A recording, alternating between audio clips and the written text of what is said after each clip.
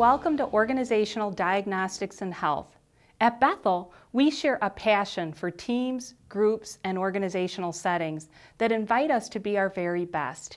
In this video, I will provide an overview of the course and this week's content. Let's consider more about the title of this course. What comes to mind when you think of organizational diagnostics and health? Organizations usually consist of more than one person.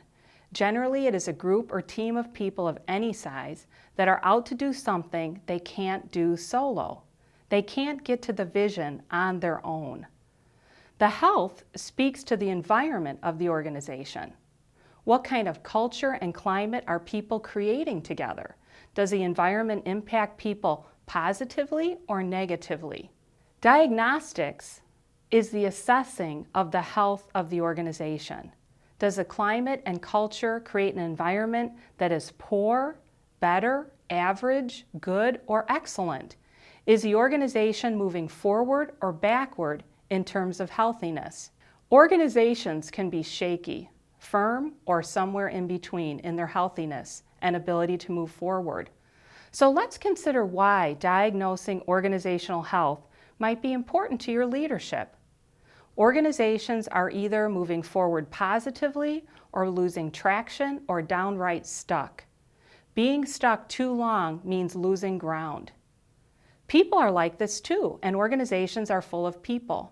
As leaders, our actions need to be about keeping ourselves and others moving forward positively to keep the organization aligned and strategically reaching its goals.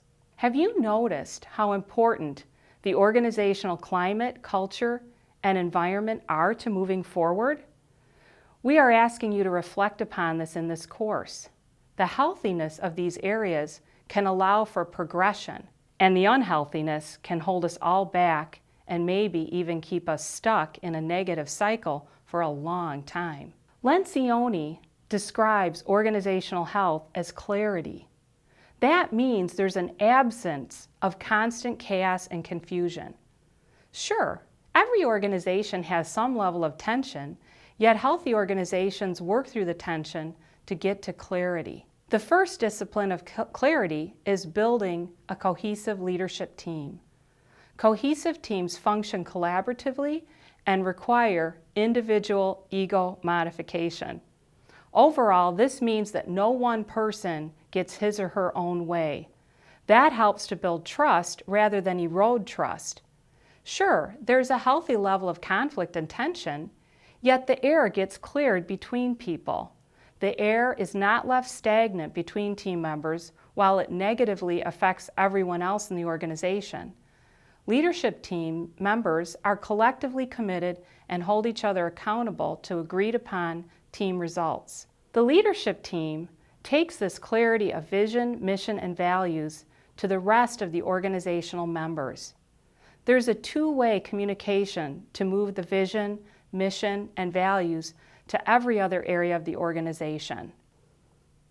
The leadership team assures that these 6 questions are clear to every employee at every level of the organization. Not only are they clear, but people feel connected to them.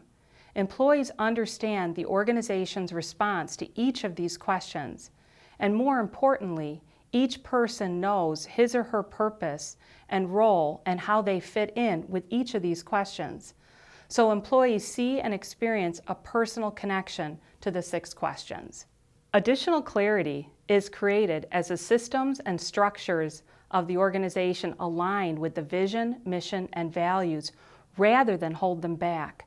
These systems and structures include clear roles, responsibilities, expectations, as well as review and developmental processes. Clarity is reinforced through hiring, reviewing, and development systems that focus on moving the vision, mission, and values forward. The terms clarity and alignment come to mind when we think of health. Healthy organizations are not perfect organizations, yet they are moving forward in these 4 key areas. This kind of clarity brings lift to people, but confusion and chaos bring drain. Let's pause for some personal reflection. When you think about your organization, do you think of it as healthy, clear, and aligned? Is it an uplifting or is it a draining place? The assignments this week will support you in processing this more. As you complete this week, what is your next step?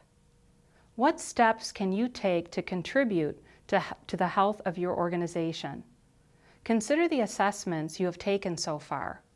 What do you bring to your leadership of organizational health?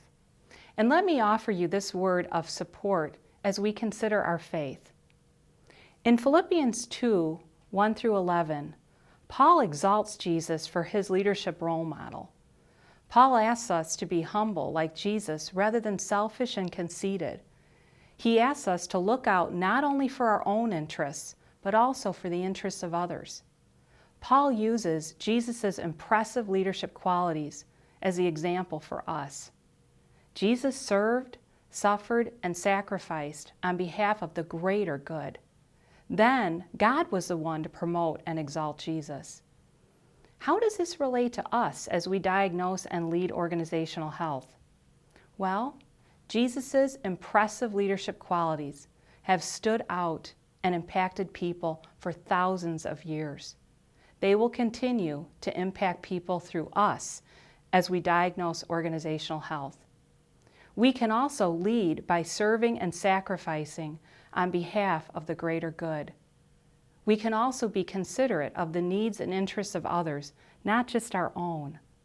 There are plenty of leaders who act selfishly. Our world doesn't need any more of those types of leaders.